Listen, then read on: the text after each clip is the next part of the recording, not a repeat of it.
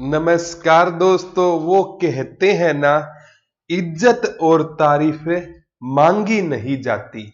इज्जत और तारीफें मांगी नहीं जाती, कमाई जाती है। नमस्कार दोस्तों, एक बार फिर से आपका हार्दिक स्वागत है। और आज हम बच्चों बड़े बेहद ही खास क्वेश्चन करने वाले हैं।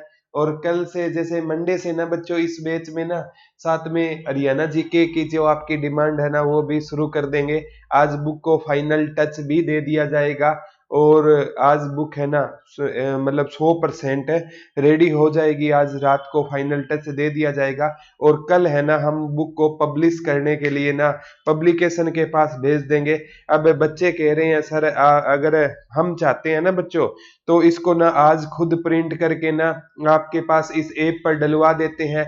दूरीना ऐप पर अगर हमने बुक डलवा दी ना तो वो बुक है ना अगर आप चाहे कहीं से भी हो, फतेहाबाद से थोड़ा ही दूर हो ना, वहां भी अगर उस बुक को मंगवाओगे ना एक्स्ट्रा 50 रुपए आपके कुरियर चार्ज के लगेंगे। इसलिए ना हमने किससे डील की है, सीधा है ना पब्लिकेशन से डील की है, आरबीडी पब्लिकेशन से। और वो है ना बुक आपको आपके मतलब है ना जहां से आप हो, चाहे हरियाणा में कहीं से हो, मतलब करनाल से, रोहतक से, कुरुक्षेत्र से, कहीं से भी हो, और वो आपको नजदीक टी स्टोर वो जो आपका है ना मतलब बुक स्टॉल है वहां से अवेलेबल आपको हो जाएगी। तो ये सिर्फ और सिर्फ डीले है ना आपके लिए किया गया ताकि बच्चों को 1 रुपए भी एक्स्ट्रा पे ना करने पड़े। तो हमने हमारी तरफ से अच्छे काम है कर दिया। आज फाइनल टच सारी रात को चाहे कितनी भी देर जागना पड़े, आज फाइनल टच उसको दे दिया जाएगा। और उम्मीद करते हैं उस बुक के प्रति जितना प्यार आपने हमें दिया है ना उस बुक के प्रति भी आपका प्यार बना रहेगा। रिव्यू जरूर करना उस बुक को। तो हम स्टार्ट करते हैं।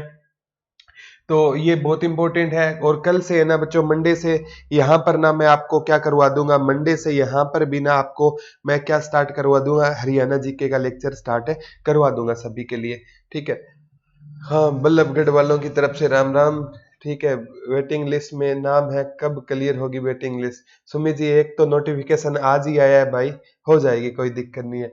निम्नलिखित में से ये क्वेश्चन आता है बच्चों, निम्नलिखित में से बहुत ही मुझे मां सरस्वती का नाम लेके स्टार्ट करते हैं। निम्नलिखित में से कौन से पाकिस्तान के पहले राष्ट्रपति थे? आयूब खान थे, या हया खान थे, जुल्फिकार अली भुट्टो थी, या इस्कंदर मिर्जा थे? तो बच्चों पाकिस्तान के पहले राष्ट्रपति है ना सभी के किसी का जवाब सही नहीं है, इस्कंदर मिर्जा थे। पहले है ना मतलब क्या था, ये राष्ट्रपति का पद है ना इसे क्या बोला जाता था? गवर्नर जनरल बोला जाता था। क्या बोला जाता था? गवर्नर जनरल बोला जाता था। और पाकिस्तान के पहले गवर्नर जनरल है ना वो मोहम्मद अली जिन्ना थे। कौन थे बच्चों? मोहम्मद अली जिन्ना थे पाकिस्तान के पहले गवर्नर जनरल। और भारत के पहले गवर्नर जनरल, पहले भारतीय गवर्नर जनरल सी राजगोपालाचारी थे। और जैसे है ना राजगोपालाचारी थे। और बच्चों हमने ना मतलब 24 जनवरी 1950 को ना 3 पद अपनाए थे। 24 जनवरी 1950 को गीत गानपति तो राष्ट्रीय गीत अपनाया था, राष्ट्रीय गान अपनाया था, राष्ट्रीय गान अपनाया था, और राष्ट्रपति का पद अपनाया था। कौन सा पद अपनाया था? राष्ट्रपति। तो पाकिस्तान के पहले गवर्नर जनरल आए तो मोहम्मद अली जिन्ना होते थे। और पाकिस्तान के पहले जो राष्ट्रपति थे वो कौन थे? इस्कंदर मिर्जा थे। और पाकिस्तान के पहले प्रधानमंत्री कौन थे? लियाकत अली थे। कौन थे? लियाकत अली खान। और कितनी खुशी की बात है वो हरियाणा के कहां से थे? करनाल से थे। लियाकत अली खान का संबंध हरियाणा में कहां से रहेगा?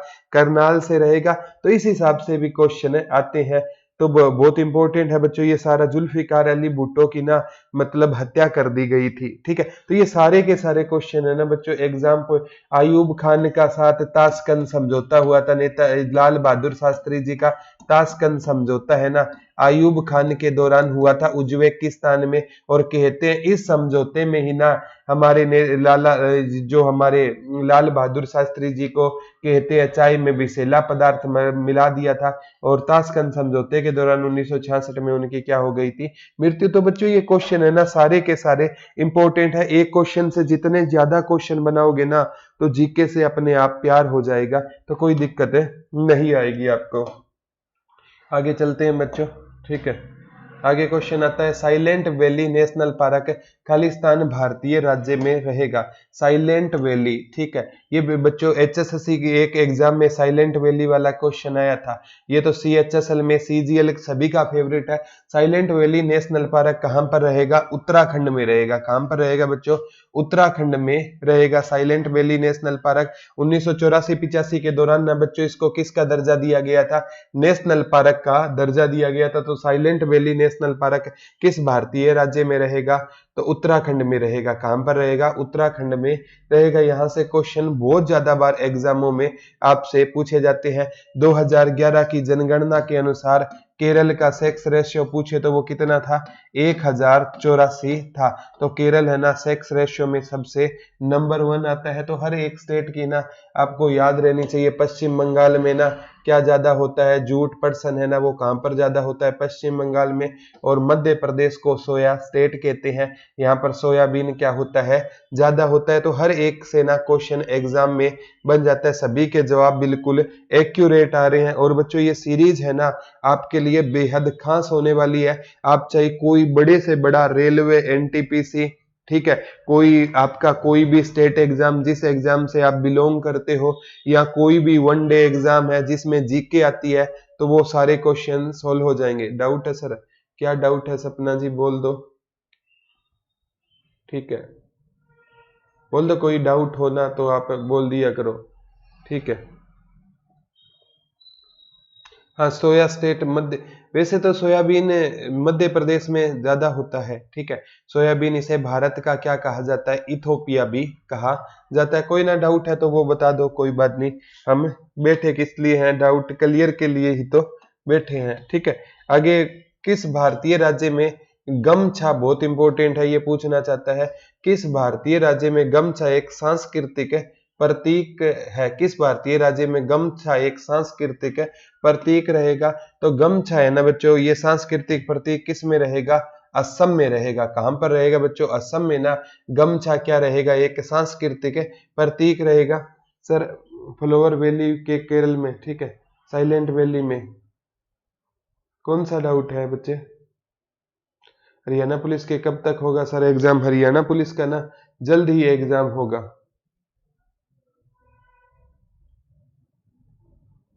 हाँ, वो फ्लावर वैली है केरला में। फ्लावर वैली कहाँ पर रहेगी? केरला में रहेगी। सर बुक ऑनलाइन नहीं हो, वो आपके हर एक गांव में बुक पहुंचा दी जाएगी, ठीक है।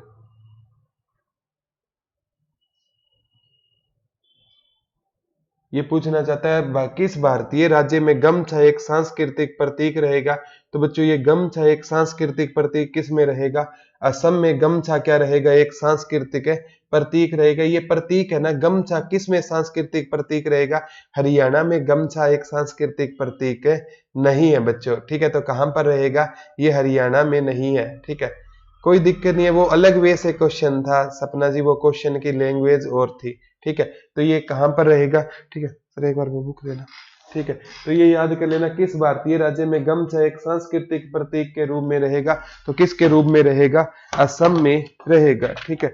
और एक बच्चों में एक क्वेश्चन बताता हूँ जो एग्जाम में ना एक बार पूछा गया था, वो सबसे इंपॉर्टेंट है। वो है ना, मैं आगामी एग्जाम में भी ना वो क्वेश्चन आपसे कहीं ना कहीं पूछा जाएगा। मैं बताता हूँ वो क्या क्वेश्चन आया था, उसकी लैंग्वेज है ना बहुत बार एग्जाम में पूछी गई थी, वही बताता हूँ बच्चों, ठीक है। बहुत इंपॉर्टेंट है ये क्वेश्चन है ना बच्चों, सबसे इंपॉर्टेंट है। वो लैंग्वेज है ना आपकी, सही बात है। जो साइलेंट वैली वाला था ना वो क्वेश्चन बच्चों, वो कहा साइलेंट वैली नेशनल पार्क 1984 में, ये केरला में ही रहेगा। कहां पर रहेगा बच्चों? ये केरल में रहेगा। कहां पर रहेगा? आप सही बोल रहे थे, साइलेंट वैली वाला केरल में रहेगा, ठीक है। उत्तराखंड का वो और था, ये साइलेंट वैली वाला बिल्कुल सही बोल रहे हो। ये कहां पर रहेगा? केरल में। और ये कब था? 1984 में। बिल्कुल सही है, ये ठीक कर लेना, ठीक है। ये केरला में ही है, बिल्कुल ये केरला में रहेगा, ठीक है। फ्लावर वैली यूके में है, ठीक है। बिल्कुल आपने सही जवाब दिया। तभी तो कहता हूं जितने बच्चे ना इंटेलिजेंट बच्चे जुड़े हो ना तो फायदा होता है इस चीज का, ठीक है। तो गमछा का मतलब क्या होता है, गमछा है ना एक पहनने का ना, मतलब जैसे सर्दियों में ना हम ये नाक और कान के बाहर लपेटते हैं ना, उसे क्या बोला जाता है, गमछा बोला जाता है। तो ये क्या हम पर रहेगी, साइलेंट वैली है ना। 1984 में ना साइलेंट वैली नेशनल पार्क को दर्जा कब मिला था, 1984 में इसको क्या मिला था, दर्जा मिला था, ठीक है। बुक है ना वो पब्लिकेशन को दे देंगे, और अब है ना पब्लिकेशन के हाथ में है वो 3 या 4 दिन में। कितना, क्योंकि कॉपियां भी बहुत निकालनी पड़ेगी ना, बहुत ज्यादा बच्चों की डिमांड है। सपना जी बहुत बहुत धन्यवाद आपका। ये कहाँ पर रहेगा, केरल में 1984 में। इसको मध्य प्रदेश को सोया स्टेट भी कहते हैं, तो थोड़ा सा इस बात का ध्यान रखना है बच्चों, ठीक है। बहुत अच्छा लगता है जब बच्चे है ना, मतलब इतना अच्छी नॉलेज रखने वाले बच्चे साथ में हो ना, तो बहुत ज्यादा खुशी होती है, ठीक है। अब कहता है बच्चों, भारतीय राज्य में विवाह के दौरान क्या पूछना चाहता है, ये साइलेंट वैली वाला क्वेश्चन बहुत बार आया है, ठीक है। सही टाइम चेंज और लग जाए लेकिन बुक कंप्लीट देना। सुमित मलिक जी पूरी कोशिश रहेगी, बुक है ना बेस्ट से बेस्ट देने की। बुक कुछ इस प्रकार से सजाई गई है, पहले बुक में ना 22 के 22 डिस्ट्रिक्ट है फुल डिटेल से, एक भी मतलब फुल डिटेल से, जितनी डिटेल आपको, मैं तो यही कहूंगा क्योंकि हर एक राइटर अपनी तरफ से बुक है अच्छी लगता है, फुल डिटेल है। 22 के बाद में ना कम से कम 85 से लेकर 90 टॉपिक डाले गए हैं, जैसे हरियाणा के नेशनल पार्क हो गई, हरियाणा की यूनिवर्सिटीज हो गई, तो ये कम से कम 85 से 90 टॉपिक डाले गए हैं। बजट हो गया, जो 2020 वाला बजट हो गया, और अभी जो पुरस्कारों की राशि में परिवर्तन हो गया वो अलग से, विधानसभा हो गई, राज्यसभा हो गई, लोकसभा हो गई, अलग अलग टॉपिक डाले गए हैं ताकि आपको अच्छे से समझ आए। फिर बच्चों 1000 वो क्वेश्चन है जो लेटेस्ट एग्जामों में बने हुए हैं, उनके 4 ऑप्शन है, फिर चारों ऑप्शन को डिफाइन किया गया है। 3 फेजेस में इतनी जबरदस्त तैयारी की गई है, वो तो आने के बाद है ना आप जज करोगे कि बुक कैसी है। Thank you Divang ji, thank you बच्चों, ठीक है। तो भारतीय राज्य में विवाह के दौरान खालिस्तान लोक नृत्य विवाह हुल्ला गिद्दा किया जाता है। तो ये बच्चों गिद्दा कहाँ पर किया जाता है, पंजाब में किया जाता है। कहाँ पर, गुजरात का ये जो गरबा सुना होगा, गिद्दा कहाँ पर किया जाता है, तो ये कहाँ पर किया जाता है बच्चों, पंजाब में किया जाता है। कहाँ पर किया जाता है, पंजाब में गिद्दा किया जाता है। और हरियाणा में इसका मिलता जुलता रहेगा झूमर। कौन सा रहेगा, झूमर नृत्य है ना हरियाणा में किया जाता है, और झूमर को ना क्या कहा जाता है, हरियाणवी गिद्दा कहा जाता है। क्या कहा जाता है, झूमर को हरियाणवी गिद्दा किसको कहा जाता है, झूमर नृत्य को क्या कहा जाता है बच्चों, हरियाणवी गिद्दा कहा जाता है। वो तो बुक के बाद ही डिसाइड होगा ज्योति जी, कल जाएंगे उनको जाकर ना वो कॉन्ट्रैक्ट वगैरह साइन होंगे, वहां जाकर ना पता चलेगा कि क्या क्या चीजें रहने वाली है, ठीक है। हाँ, करंट अफेयर 1 साल की वो आपके लिए बिल्कुल फ्री रहेगी। करंट अफेयर ना मैं अलग से आपको दूंगा, 1 साल के लिए वो आपको बिल्कुल फ्री रहेगी। कोशिश की जा रही है बच्चों, बुक को एक बिल्कुल, मतलब करंट अफेयर है वो किसी को 1 रुपया भी नहीं देना पड़ेगा। अगर वो करंट अफेयर है ना कोई भी ले सकता है, फ्री ले सकता है। तो आपके लिए बच्चों पूरा कोशिश की जा रही है। हाँ, घूमर नृत्य है ना वो राजस्थान से हमारे यहाँ आया है, और झूमर नृत्य हमारे यहाँ पंजाब से आया है। रासलीला नृत्य हमारे यहाँ उत्तर प्रदेश से आया है। तो कुछ नृत्य जैसे गणगौर नृत्य हमारे यहाँ राजस्थान से आया है। तो कई नृत्य है ना वहां से आते हैं। धमाल नृत्य तो महाभारत कालीन क्या रहेगा, नृत्य रहेगा, ठीक है। हाँ, 1 साल की रेखा जी आपको बता दी है, ठीक है। कोई दिक्कत है नहीं आपको, बस बच्चों समझ आनी चाहिए चीजों को। आगे, श्रीलंका की संसद में कितने सदस्य हैं, ये बच्चों ये सीजीएल का क्वेश्चन है। श्रीलंका की संसद में कितने सदस्य रहेंगे, 225 सदस्य रहेंगे। कितने सदस्य रहेंगे, 225 सदस्य रहेंगे। और अगर मैं भारत की बात करूं ना, 79 आर्टिकल में किसका वर्णन रहेगा, संसद का वर्णन रहेगा। संसद के 3 पार्ट रहेंगे। संसद है ना बच्चों राष्ट्रपति से मिलकर बनती है, संसद है ना लोकसभा से मिलकर बनती है, और संसद है ना राज्यसभा से मिलकर बनती है। तो इन तीनों से मिलकर क्या बनती है हमारी संसद। कोई अगर बिल है लोकसभा में पास हो गया, राज्यसभा में जाएगा, दोनों में पास हो गया, और राष्ट्रपति उस पर ना क्या करेगा, साइन करेगा तो वो क्या बनता है, एक कानून बनता है। क्या बनता है बच्चों, एक कानून बनता है। तो भारत में है ना, ये याद कर लेना, श्रीलंका की संसद में कितने सदस्य होते हैं, 225 सदस्य श्रीलंका की संसद में होते हैं। नोटिफिकेशन कोई बार नहीं आगे पीछे हो जाता है, लेकिन कोई बात नहीं, आपको ना बच्चों अच्छा से याद करना है। लोकसभा की सीटें, राज्यसभा की सीटें, एक मैंने ना पॉलिटिकल साइंस की ना बच्चों आपके कोर्स में ना 39 वीडियो डाल रखी है। एक संसद की ना 5 दिन लगाए थे मैंने संसद वाले टॉपिक पे, देख लेना बच्चों, एक भी क्वेश्चन आपका गलत है नहीं होगा, क्योंकि संसद है ना, पार्लियामेंट से, सिस्टम से सबसे ज्यादा है ना क्वेश्चन आते हैं पॉलिटिकल साइंस में। ठीक है, आगे चलते हैं बच्चों। आगे आता है, निम्नलिखित में किसने जनवरी 2019 में अंतरराष्ट्रीय क्रिकेट परिषद, एक तो आईसीसीआई की फुल फॉर्म भी आ सकती है, इंटरनेशनल क्रिकेट काउंसिल, तो अंतरराष्ट्रीय क्रिकेट परिषद के मुख्य अधिकारी के रूप में नामित किया गया। तो किसको नामित किया गया था, एमजी खेतान को, मन्नू साहनी को, अनुराग ठाकुर को, या सौरव गांगुली को। तो किसको नामित किया गया था, सौरव गांगुली को। हाँ बिल्कुल मनीष जी सही बोल रहे हो। हाँ 79, 80, 81 ये संसद से संबंधित आर्टिकल है। राज्यसभा, लोकसभा, 79 संसद, 80 राज्यसभा, 81 लोकसभा, बिल्कुल सभी के जवाब सही आ रहे हैं। तो सौरव गांगुली को ना आईसीसीआई के लिए क्या मुख्य अधिकारी के रूप में नामित किया गया था। सौरव गांगुली, इन्हें बच्चों मतलब क्या कहे, कलकत्ता, मतलब कोलकाता से सौरव गांगुली बिलोंग करते हैं। इनकी पत्नी डोना गांगुली, वो भी संगीतज्ञ, मतलब क्लासिकल जो डांस होता है ना, वो बड़ी ही फेमस नृत्यांगना भी है डोना गांगुली जी। तो सौरव गांगुली है ना, एक मैच याद आता है ईडन गार्डन में ना बच्चों, इंग्लैंड के खिलाफ जब भारत जीता था ना, इन्होंने ना अपनी शर्ट है ना बालकनी में लहरा दी थी। कुछ ऐसा हुआ था कि एक बार इंग्लैंड की टीम भारत के दौरे पर आई हुई थी और इंग्लैंड की टीम ने भारत को हराया ना, तो एक फ्लिंटॉप होते थे, एंड्रयू फ्लिंटॉप, उन्होंने अपनी शर्ट लहराई थी। और उस बात का ना सौरव गांगुली को इतना मलाल था कि एक दिन ना जब भारत है ना इंग्लैंड में सीरीज जीतेगा, और बच्चों वो मैच आज भी जहन में याद आता है, जब है ना मतलब मैच लगभग वो भारत हार गया था, तब होती है युवराज सिंह और मोहम्मद कैफ की वो जादुई साझेदारी होती है और भारत हारा हुआ मैच जीत जाता है। तब ईडन गार्डन में सौरव गांगुली ने बालकनी में शर्ट लहराई थी। मतलब इतना जज्बा था इनमें, क्या है कि आप, हाँ बीसीसीआई में, ठीक है, तो इतना मतलब एक जज्बा है इनके अंदर कि आप सोच भी नहीं सकते कि सौरव बंगाल टाइगर के नाम से जाने जाते हैं, क्रिकेट के ऑफ साइड के भगवान भी इनको कहा जाता था। कोई टाइम होता था दादा, दादा के नाम से, क्योंकि वहां पर ना कोलकाता में दादा बोला जाता है। जैसे प्रणब मुखर्जी का आपने सुना होगा, हाँ, शर्ट घुमाई थी, बहुत मतलब भावुक मोमेंट था जो हर एक भारतीयों को ना प्रेरित करता था। तो कौन रहेंगे, सौरव गांगुली जी रहेंगे। तो इतना याद कर लेना बच्चों। आगे क्वेश्चन आता है बच्चों सबसे इंपॉर्टेंट, भारत में 24 जनवरी को किस दिवस के रूप में मनाया जाता है। तो भारत में ना 24 जनवरी को बच्चों किस के रूप में मनाया जाता है, तो ये 24 जनवरी को ना राष्ट्रीय बालिका दिवस के रूप में मनाया जाता है।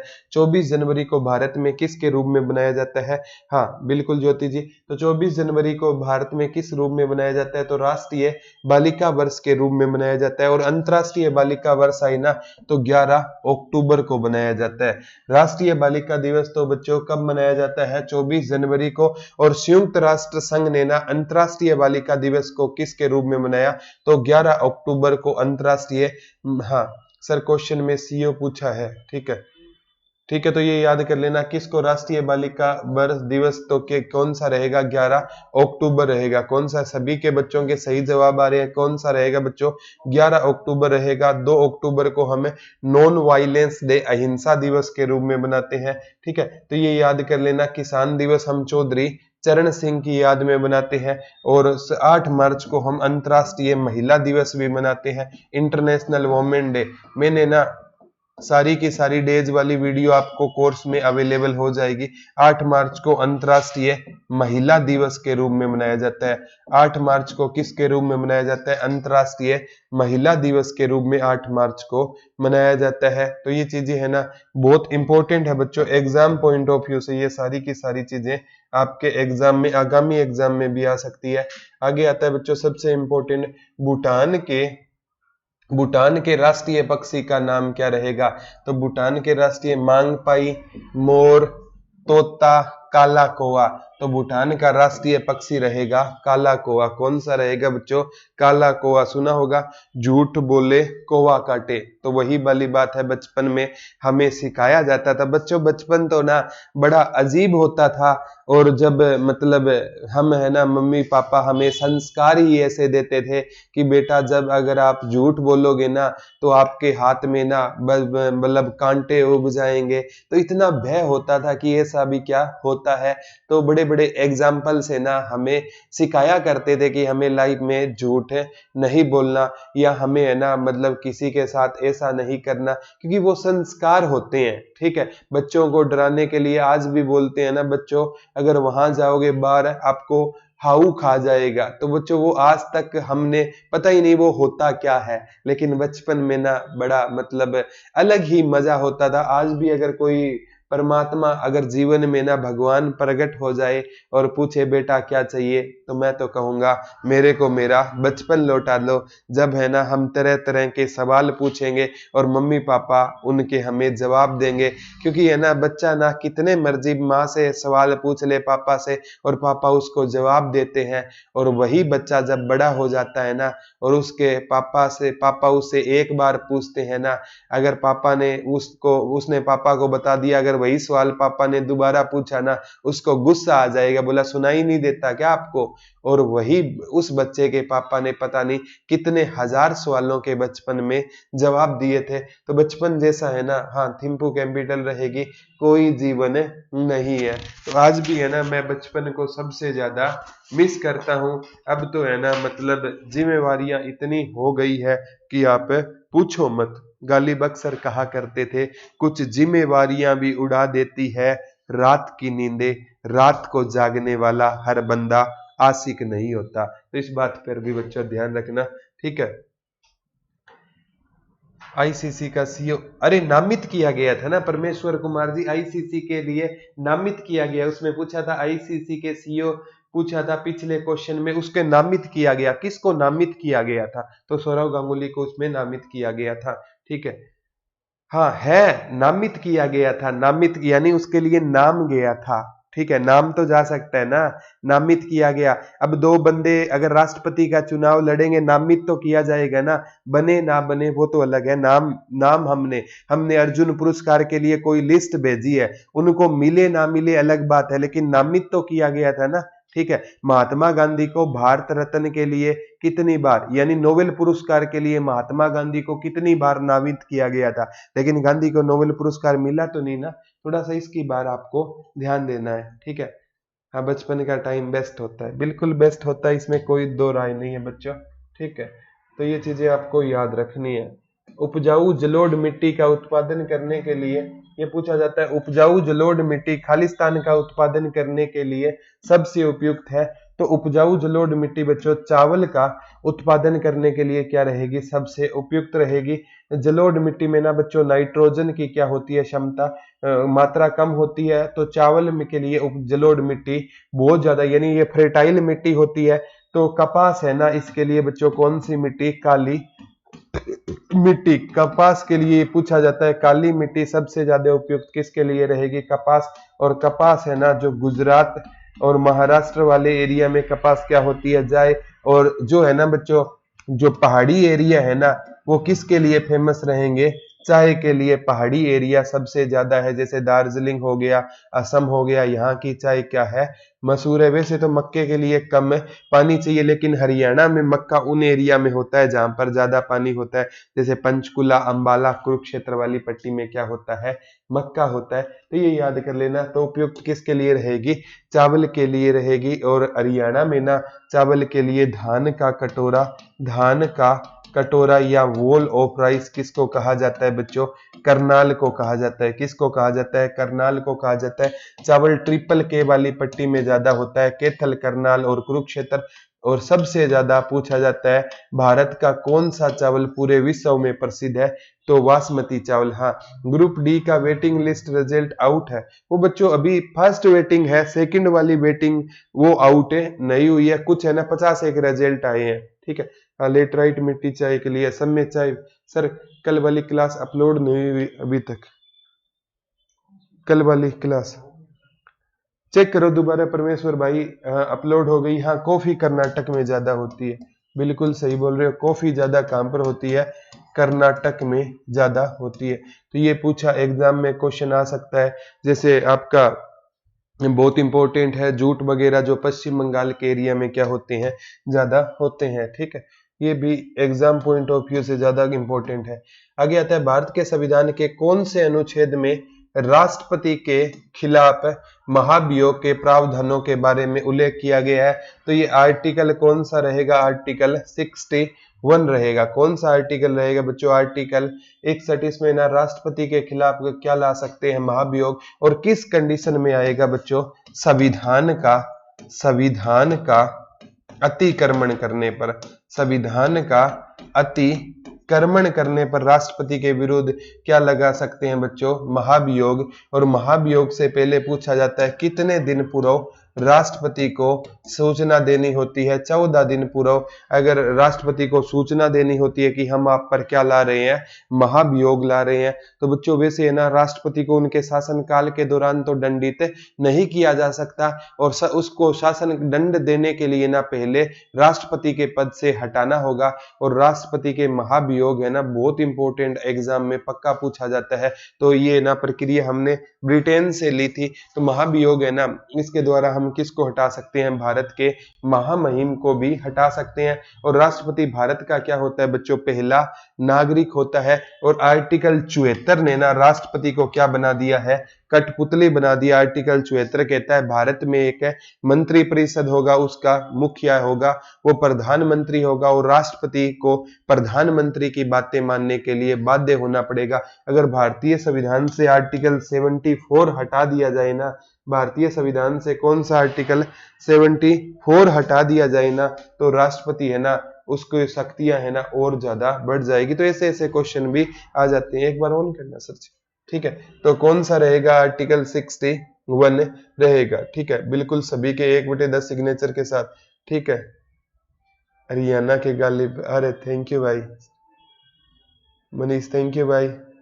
अपलोड कब हुई है, कल की वीडियो?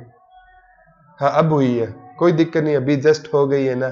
आप कोई या डिमांड रखो और वो पूरी ना हो, ऐसा कभी हो सकता है क्या? आप हो तो हम हैं। आप खुश रहा करो बच्चों, आपकी स्माइल से हमें किक मिलती है। कभी तबीयत खराब होती है ना, और आपकी मतलब स्माइल देख करना वो तबीयत भी ठीक हो जाती है। आप अच्छे हो तो हम ही अच्छे हैं। किस वैज्ञानिक ने पेनिसिलिन की खोज की थी? तो बच्चों ये किस, रॉबर्ट कोच ने, लुईस पास्चर ने, अर्नेस्ट चेन ने, या अलेक्जेंडर फ्लेमिंग ने? तो अलेक्जेंडर फ्लेमिंग ने किसकी खोज की थी बच्चों? पेनिसिलिन की क्या की थी, खोज की थी। साइंस की बहुत इंपॉर्टेंट खोज है। कल आपको इलेक्ट्रॉन की खोज के बारे में भी हमने बताया था, एक्सरे की, रोएंटगन वाली खोज, एक्सरे की खोज के बारे में भी आपको बताया था। तो ये खोजें है ना बच्चों एग्जाम पॉइंट ऑफ व्यू से बहुत ज्यादा इंपॉर्टेंट हो जाएगी, क्योंकि एक क्वेश्चन है ना बच्चों खोज से आएगा। लुई पास्चर ने वो टिक्के की खोज की थी, वो पागल कुत्ते वाले आपने सुना होगा। तो ये खोज है ना, एक क्वेश्चन तो बच्चों खोज से आएगा, 101% आएगा। तो खोज है ना बहुत इंपॉर्टेंट है। कोशिका की जैसे किसने खोज की थी, इससे रिलेटेड क्वेश्चन एग्जाम में बनेंगे ही बनेंगे बहुत। Alexander Fleming is the right answer, ठीक है। एग्जैक्ट एग्जाम कब होंगे, एग्जाम और बच्चों कहते हैं ना बारिश और मौत का कोई भरोसा नहीं है, उसी प्रकार हरियाणा में एग्जाम का भी कोई भरोसा नहीं है।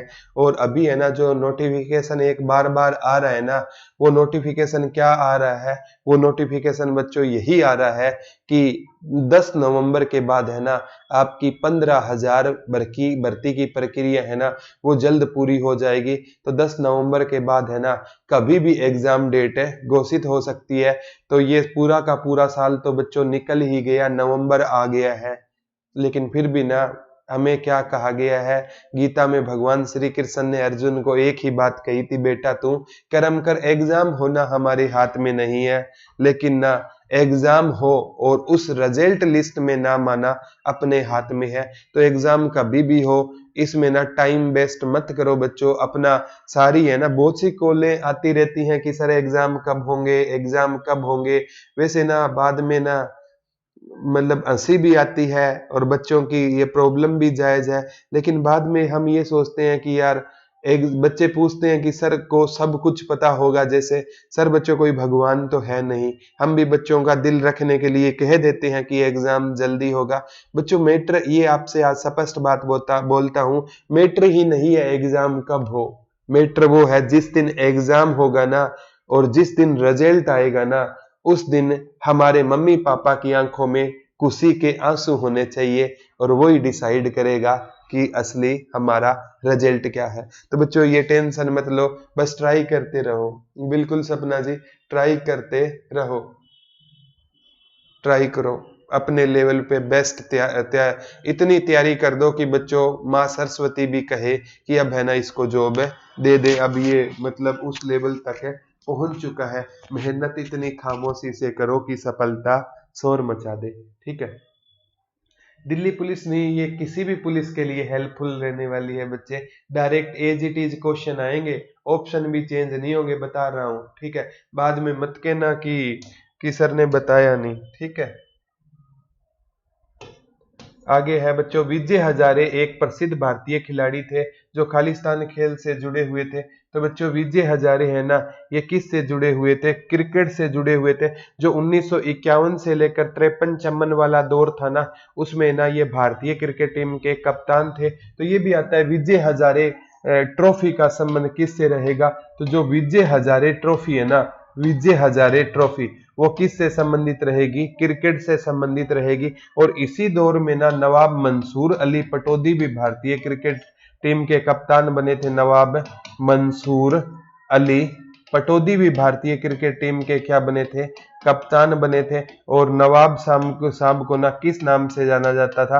टाइगर पटौदी के नाम से जाना जाता था। और ये वो दौर था बच्चों जब है ना कुछ पाकिस्तान और भारत पहले क्या थे? एक थे, और बाद में ना वो अलग हुए ना, तो इससे क्रिकेट जगत को बहुत नुकसान हुआ। अच्छे अच्छे प्लेयर है ना कुछ पाकिस्तान में चले गए थे। उस दौर में ये विजय हजारे जी ने हमें संभाला था। हम खुश हैं, खुश रहना चाहिए प्रदीप भाई, कोई दिक्कत नहीं। नीलम जी आपकी बात पर भी गौर करेंगे, बस आप पढ़ते रहो और जॉब लग जाओ, और हमें कुछ भी नहीं चाहिए। ठीक है, बहुत इंपॉर्टेंट है बच्चों। आगे है बच्चों, निम्नलिखित में दुनिया का सबसे छोटा पक्षी कौन सा रहेगा? तो निम्नलिखित में दुनिया का सबसे छोटा पक्षी बी हमिंग बर्ड है। ये एक क्या है बच्चों? छोटी चिड़िया है। क्या है? एक छोटी चिड़िया है। डायनासोर का नाम सुना होगा, ठीक है, वो बड़ा। और ये बी हमिंग बर्ड क्या है बच्चों? ये क्या रहेगी? छोटी चिड़िया रहेगी। जो क्या रहेगी? सबसे, ये पेपर में ना बहुत बार ये क्वेश्चन एग्जाम में आते हैं। ठीक है, तो इनका ना कोई भी क्वेश्चन अगर एक बार आया है ना बच्चों, उसका हमें ध्यान रखना है। आगे आता है बच्चों, ये इंपॉर्टेंट क्वेश्चन है कि किस वर्ष में ईस्ट इंडिया कंपनी को पूर्व और दक्षिण पूर्व एशिया और भारत के साथ व्यापार के दोहन के लिए निगमित किया गया था? तो ईस्ट इंडिया कंपनी की स्थापना बच्चों सन 1600 ईस्वी में हुई थी। और इस टाइम ना एलिजाबेथ, कौन थी बच्चों? एलिजाबेथ है प्रथम ने ना ईस्ट इंडिया कंपनी को भारत में 15 वर्ष व्यापार की क्या दी थी?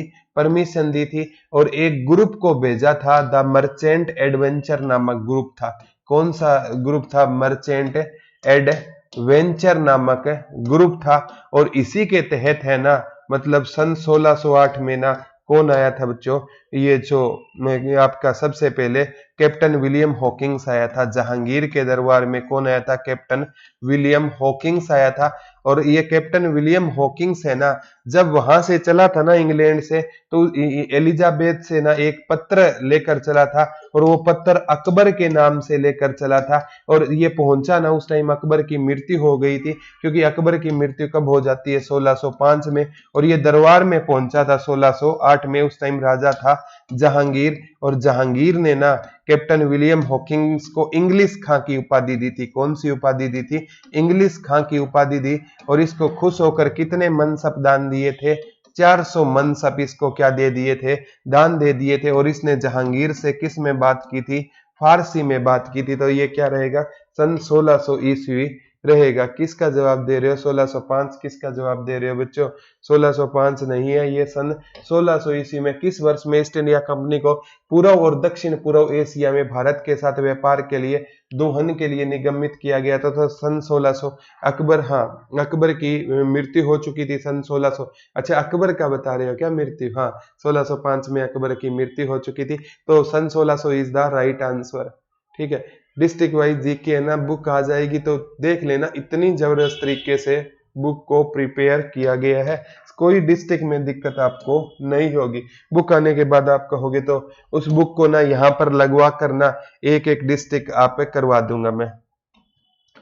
निम्नलिखित में कौन सा एसिड चींटी के काटने में, चींटी के डंक में कौन सा एसिड होता है, ये पेपर में आता है, ये फॉर्मिक एसिड होता है। कौन सा एसिड होता है, और फॉर्मिक एसिड ऐसा होता है अगर ना हमारे अंदर चला जाए तो हमें क्या होती है, जलन होती है। अब चींटी जब भी काटती है ना तो हमें क्या होती है बच्चों, जलन होती है। और वो जलन किस एसिड के कारण होती है, फॉर्मिक एसिड के कारण होती है। तो ये बहुत बार पेपर में आता है। ये तो ना एसएससी का आई लव यू क्वेश्चन है कि चींटी के काटने से मतलब कौन सा, ये निम्नलिखित में कौन सा एसिड चींटी के काटने में या चींटी के डंक में मौजूद रहेगा, तो कौन सा रहेगा, फॉर्मिक एसिड रहेगा। कौन सा एसिड रहेगा, फॉर्मिक एसिड रहेगा। हमने तो आपसे वादा किया था बच्चों इस महीने में अंत में आपको बुक, तो हमने अपना वादा आज मैं निभा दूंगा, क्योंकि कल आपका जो 1 तारीख है उससे पहले ना मैं मेरी अपनी तरफ से ना ये बुक रेडी कर दूंगा, और कल वो बुक है ना पब्लिकेशन के पास है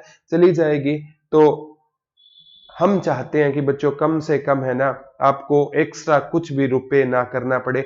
यहाँ से अगर ऐप पर डलवा देता ना तो आपको मंगवाओगे तो 50 रुपए एक्स्ट्रा भरने पड़ेंगे। हम नहीं चाहते आपका 1 रुपया भी एक्स्ट्रा लगे, ठीक है, ये बहुत इंपॉर्टेंट है बच्चों। आगामी एग्जाम में देखते हैं क्या, हाँ आगे क्या क्वेश्चन आया था। ग्राम पंचायत में निर्वाचित प्रतिनिधियों का कार्यकाल कितना होता है, तो ग्राम पंचायत में ना निर्वाचित प्रतिनिधियों का कार्यकाल कितना होता है, हमेलिक सेब में होता है बिल्कुल। ये ग्राम पंचायत में ये कार्यकाल कितना होता है बच्चों, 5 वर्ष होता है। और ग्राम पंचायत के सदस्यों का चुनाव लड़ने के लिए, ठीक है, ये भी आ सकता है कि ग्राम ये पंचायत के निर्वाचित प्रतिनिधियों का कार्यकाल कितना होता है, 5 वर्ष होता है। और चुनाव लड़ने का पूछे ना तो ग्राम पंचायत का चुनाव लड़ने के लिए एज कितनी होनी चाहिए, 21 वर्ष। या वो पूछेगा सरपंच का चुनाव लड़ने के लिए एज कितनी होनी चाहिए, 21 वर्ष होनी चाहिए। अभी तक है ना मनीषा जी डिसाइड नहीं किया, कल जाने के बाद ही पता चलेगा कि कितने पेजों की वो बुक बनेगी। उसके बाद बुक का नाम क्या रहेगा, ट्विटर ऑफ हरियाणा रहेगा by Pradeep sir, Twitter of Haryana. ठीक है, कोई दिक्कत नहीं है, बस आप है ना मेहनत करते रहो और जॉब लग जाओ। हम है ना हर रूप से आपके साथ है। भारत में ये पूछ रहा है, भारत में सिपाही विद्रोह की शुरुआत कहाँ से हुई थी, तो भारत में सिपाही विद्रोह की शुरुआत कहाँ से हुई थी, मेरठ से हुई थी। कहाँ से हुई थी तो बच्चों, 10 मई 1857 को क्रांति की शुरुआत कहाँ से हुई थी, मेरठ से हुई थी। तो ये सिपाही विद्रोह की शुरुआत कहाँ से हुई थी, मेरठ से। इसीलिए तो ना पहले हरियाणा किसका पार्ट होता था, उत्तर प्रदेश का। और उत्तर प्रदेश में ही तो ना क्रांति की शुरुआत हुई। तो यूपी से हरियाणा को निकाल कर पंजाब में दे दिया गया, क्योंकि पंजाब की रियासतें नाभा और पटियाला ने किसका साथ दिया था, अंग्रेजों का साथ दिया था। हाँ 3 स्तर की होती है, पूछा जाता है निचला स्तर कौन सा है, ग्राम पंचायत, ये बहुत बार क्वेश्चन आता है। मध्य स्तर कौन सा है, पंचायत समिति है। और शीर्षतम स्तर कौन सा रहेगा, जिला परिषद रहेगा। भारतीय संविधान के आर्टिकल 40 में लिखा हुआ है कि हर गांव में पंचायत होनी चाहिए। नीति निर्देशक सिद्धांत में ये चीजें लिखी हुई है आर्टिकल 40 में।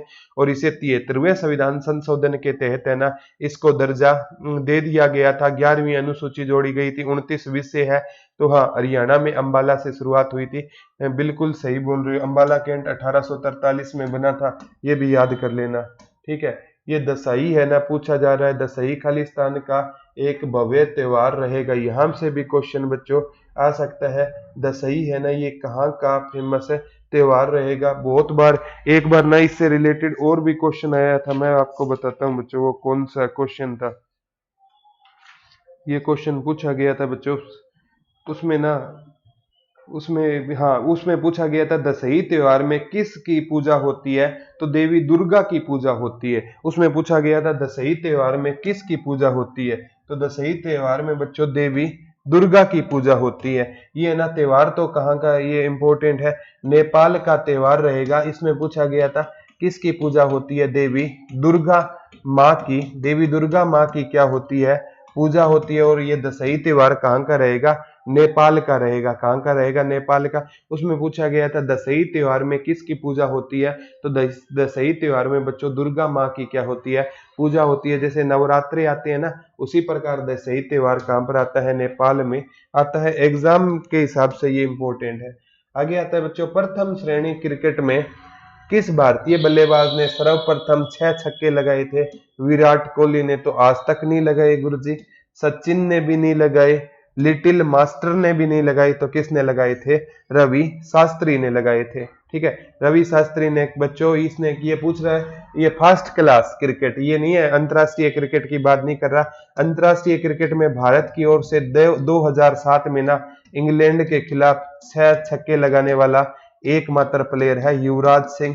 और युवराज सिंह ने ना मात्र 12 गेंदों में कितने 50 रन पूरे किए थे, मात्र 12 गेंदों में। 2007 का वर्ल्ड कप आज भी जहन में है, जब युवराज सिंह ना पहले ओवर में ना इंग्लैंड के कप्तान के साथ लड़ाई हुई थी, और अगले ओवर में ना स्टुअर्ट ब्रॉड को 6 छक्के लगाए थे युवराज सिंह ने, तो बड़ा ही। और भारत ने 2007 का महेंद्र सिंह धोनी की कप्तानी में 2020 वर्ल्ड कप जीता था। ये भी चीज, उसके बाद आज तक भारत ने कभी भी T20 वर्ल्ड कप नहीं जीता। तो वो इंग्लैंड मतलब क्या है, युवराज सिंह के कारनामों को शायद ही कोई भुला पाएगा। ठीक है, हाँ मीनाक्षी बिश्नोई जी बिल्कुल सही जवाब दे रहे हो। आगे है, डिटर्जेंट पाउडर में कौन सा रसायन मौजूद होता है, तो इसमें ना सोडियम क्या होता है, सोडियम कार्बोनेट होता है। कौन सा होता है, सोडियम कार्बोनेट होता है। डिटर्जेंट में ना क्या होता है, सोडियम कार्बोनेट होता है, जो कपड़ों को धोने का काम करता है। तो ये याद कर लेना, डिटर्जेंट पाउडर में कौन सा प्रमुख रसायन मौजूद होता है, तो कौन सा रहेगा, सोडियम कार्बोनेट होता है। ये भी आगामी एग्जाम में आपका हिस्सा जरूर रहेगा, किसी ना किसी एग्जाम में आपको क्वेश्चन बनता हुआ दिखा दूंगा। ठीक है, आगे आता है बच्चों, द्वितीय विश्व युद्ध के दौरान कोहिमा, ये इंपॉर्टेंट है, थोड़ा सा बता देता हूँ। इसके दौरान द्वितीय विश्व युद्ध है ना कब चला था गुरुजी, 1939 से लेकर 1945 तक कौन सा युद्ध चला था। ठीक है, हाँ बेचारे से कोई मिलने नहीं गया जब कैंसर था। मनीषी सचिन तेंदुलकर मिलने गए थे, और इन्होंने अपनी पुस्तक the test of my life में सचिन तेंदुलकर का वर्णन भी किया था। क्योंकि जब इंसान चढ़ाई पर होता है ना, 2000 जो मतलब 12 का वर्ल्ड कप हुआ था ना, उसमें युवराज सिंह है ना बच्चों प्लेयर ऑफ द टूर्नामेंट रहे थे। और सचिन वो खेल रहे थे ना, एक मैच में ना बच्चों उनको ना मतलब खून की उल्टियां हुई थी, लेकिन वो कह रहे थे मैं मैच है ना सचिन के लिए खेल रहा हूँ। और बच्चों वो फाइनल है ना आज भी याद आता है, जब महेंद्र सिंह की कप्तानी की, धोनी की कप्तानी में हमने वो क्रिकेट उठाया था, उन्होंने 6 मारकर श्रीलंका के खिलाफ हमको मैच जिताया था। तो युवराज सिंह को तो शायद कोई नहीं बुला सकता। हाँ 1944 में हुआ था। द्वितीय विश्व युद्ध के दौरान कोहिमा और इम्फाल की लड़ाई किस वर्ष हुई थी, 1944। ये बच्चों किसके बीच में हुई थी, जो ब्रिटिश यानी अंग्रेजी भारतीय सेना थी ना, अंग्रेजी भारतीय सेना और नेताजी सुभाष चंद्र बोस के बीच में हुई। किसके बीच में हुई थी, नेताजी सुभाष चंद्र बोस। और इसमें नेताजी सुभाष चंद्र बोस का साथ दे रही थे जापान की आर्मी, साथ दे रही थी। और कोहिमा, और ये लड़ाई किसने जीत ली थी, नेताजी सुभाष चंद्र बोस ने जीत ली थी। और इन्होंने ना कोहिमा और इम्फाल तक ये भारत को आजाद करवाते हुए नेताजी पहुंच गए थे। ठीक है, तो ये चीजें आपको याद रखनी है। ये था आज का हमारा लेक्चर। और जितने भी बच्चे हैं ना कमेंट करके बताना, ये जो मुहिम हमने स्टार्ट कर रखी है इससे आपको कितना बेनिफिट हो रहा है। तो आज के लिए बच्चों इतना ही रहेगा। हर एक बच्चा ना कमेंट करके जरूर बताना कि ये क्वेश्चन का जो लेवल है किस प्रकार से है और ये आपको कितनी हेल्प कर रहा है।